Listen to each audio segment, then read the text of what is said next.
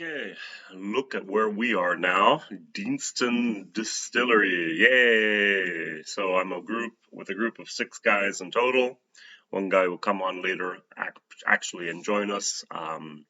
And instead of going to Loch Lomond as it was originally planned, they canceled the day before, and so we had to kind of readjust our plans. So we decided to go to Deanston, and as you can see, that's one of the best places in that area to eat. We had haggis. So we also steak pie, and we got a warehouse number 4 experience tour at Deanston. Unfortunately, we did not see the mash tun. Unfortunately, we did not see the water wheel, the water turbine, but we did actually get to have a wonderful time in the warehouse. And you'll listen to our tour guide here talking about the different things going on there and the different casks. At the end, we will have a tasting, and I will actually just show you that. The quality of the sound is not great. I do know that. Sorry. But hey, I hope you can still enjoy the images anyways. We have around about 2,000 casks of whiskey, but essentially the whole site can house around about 42,000 casks. So a fairly large number on the whole site. Yeah. So feel free to have a little walk down here. We'll see some of the casks. You can see some of these casks here. They're from Tobermory, so that's actually our sister distillery, those ones. So because they're an island distillery, they don't have a lot of warehouse space, so we tend to sometimes house some of the casks for them there. So you'll see a few different types of casks in here, not all Deanston. And you can see on the back of some of them, it will tell you actually where it comes from. So it tends to be with the bourbon ones, which we'll see in a second, but they tell you the exact bourbon distillery that they came from. We've also got some casks from Bunnahabhain, again, another sister distillery for Deanston. All of the white casks you can see there, they're organic, so Deanston was the first distillery to ever produce an organic spirit back in 2003. So we've got a bit of a reputation for organic whiskey as well recently. Well, we can only produce it for 1 week out of the year, so it's never going to be a massive amount compared to some of the others that it would produce. The trouble with it, I guess, quite difficult to get organic or something. Yes. Again, some other distilleries here, so there's some from Bowmore, which doesn't have any association with us.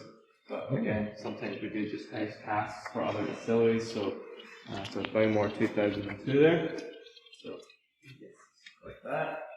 And as we get higher up, you see on the back of these casks here, it will actually tell you the bourbon company that it came from.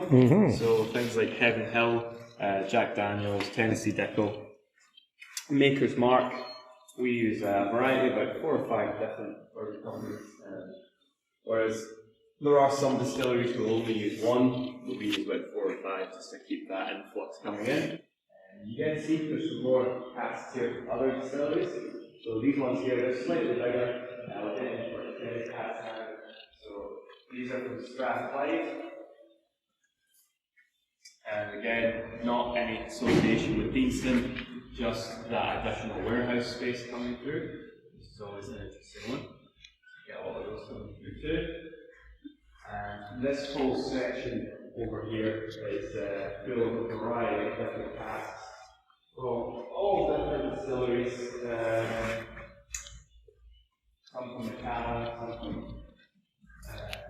other ones. We've got some, so you see some of the sherry companies that we all also sort of logo from the previous sherry company, Gonzalez. So we tend to use quite a lot of their casks for our production of our sherry whiskies. Oh, Legic. Yeah, there's some Whitlaw here as well. Kahlua in here too.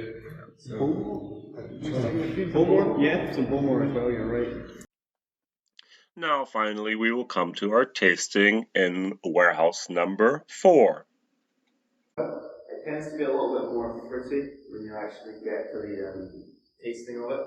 So you will find a lot of hints of apple, banana, pear, citrus. Obviously, pineapple comes through as well. You do get some of that sort of nice tropical orange zest as well as something Deanston's known for. You can add water to this if you're finding it smooth and you don't, but Water helps to bring out a lot of orange peel and orange zest and citrus into it. So just 2 or 3 drops will really help to sort of bring that through. If you were finding it too strong, it would smooth it, but you guys seem to all be finding it fairly smooth as it is. So, yeah, the main flavours you'll get in that, from the cask itself, you're going to get obviously that honey, coffee, caramel, vanilla.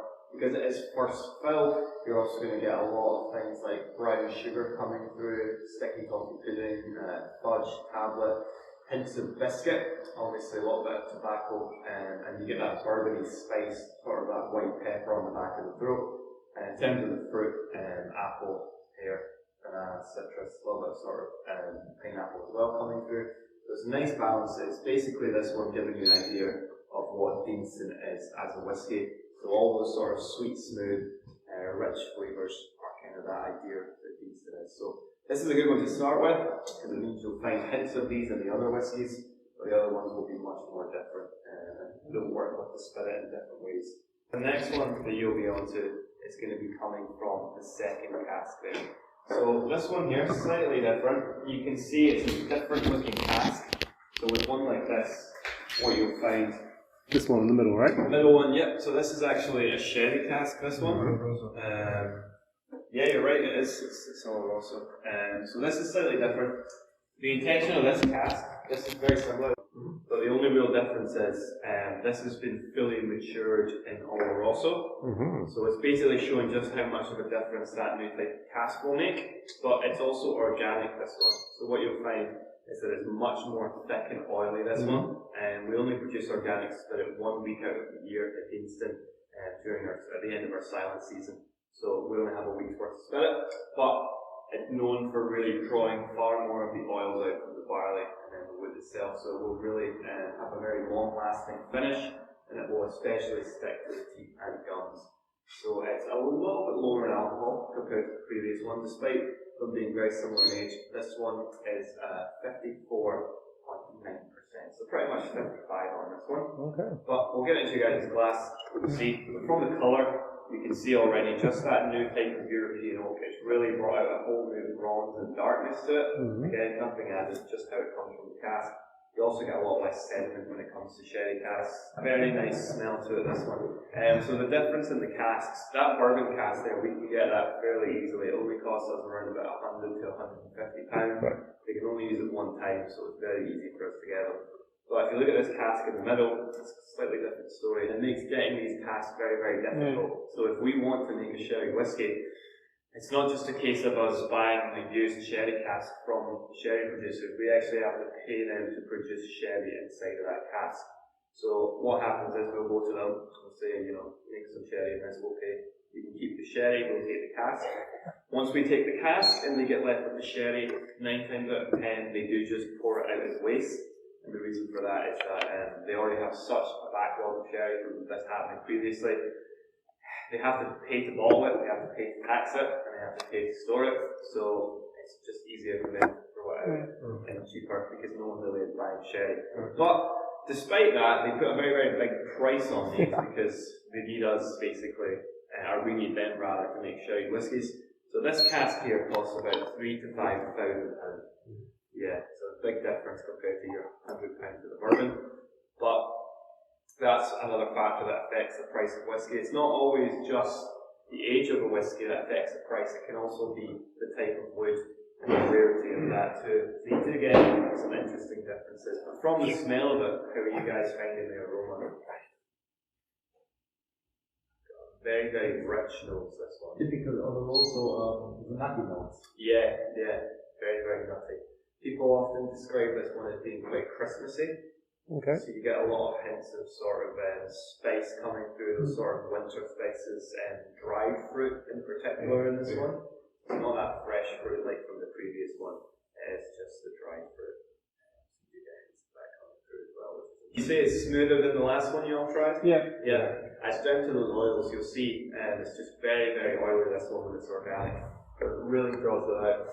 But the only real difference between this and the last whiskey you tried is that cask and the fact that it's organic. So the cask itself obviously makes a huge difference. When you can see that difference back to back with two whiskies, it's kind of crazy. You still will have a few hints of like the caramel coming through and a little bit more vanilla, but it's not really got the honey and toffee as much this one. It's much more of those sort of richer flavours coming through.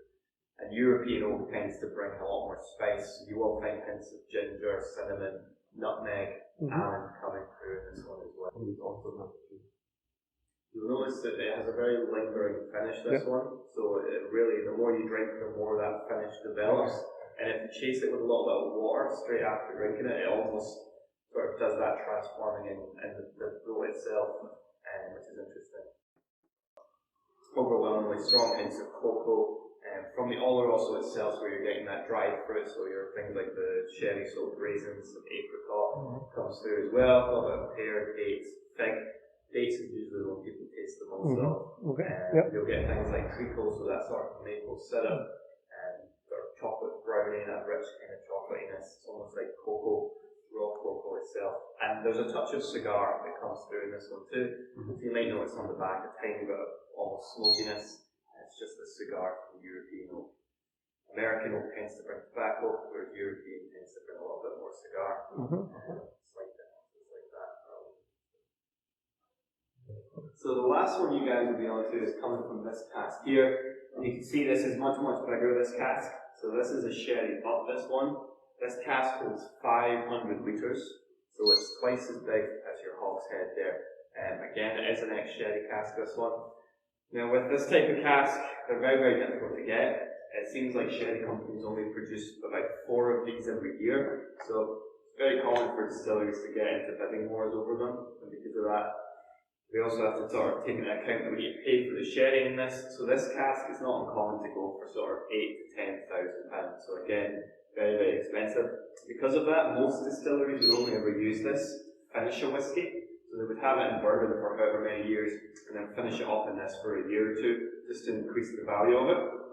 But because we've got a single cask here, we can give you guys something very, very rare and very, very special. So the previous two, they were sitting around at 13, 14. This one here is 25 years old. So it was put into the cask in 1997, this one. And it's only ever been inside this cask, so it's a full maturation. What it is it's a Pedro Jimenez. So 25 years in PX, as far as we're aware. Full maturation. So with this one here, as far as we're aware, we're the only distillery that has anything sort of close to this that you can actually take straight from the cask. Buna haven't had one around about 20, but that was kind of peated. Whereas this is something you'll only find here at Deanston. So despite being 25 years old, it's actually higher in alcohol than the last one you tried. It's pretty much 55.7%, closer to 56.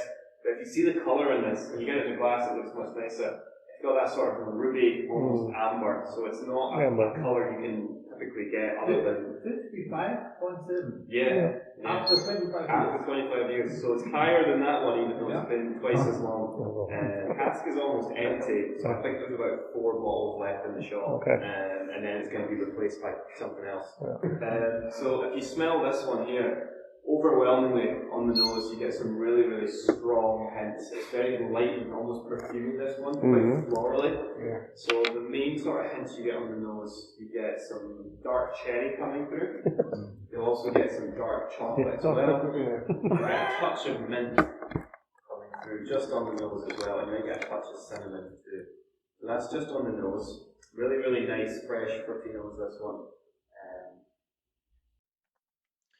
Okay, I'm very aware of the sound quality, that it's not perfect, so sorry. I did not have the permission to film the tour guide. That's why you did not see him and only heard him. But still, I think you received an impression of what a warehouse number 4 experience is like. Now, what I was a little bit sad about, disappointed, was I asked 2 times if we could just briefly take a look at the mash tun, briefly just see the pot stills. Nope. So that's always one of the problems we're having at the moment. We'll go over to Isla next. Well, today we will be at Campbelltown. You're always listening to this basically a day later, and we always have to kind of book a tour of the distillery and then a warehouse experience, which of course costs more and which of course takes more time. So I really don't see the biggest problem of just allowing us to have a peek and take a picture of then the pot stills, take a picture of the mash tun, which is very spectacular at Deanston, but that's the way things are. All right, very, very good. I'm going to try to keep you posted, and this is going to be a little bit of my travel blog now for the next 10 days or so. Whiskey Jason here, whiskey from the viewpoint of an American, this time over in Scotland.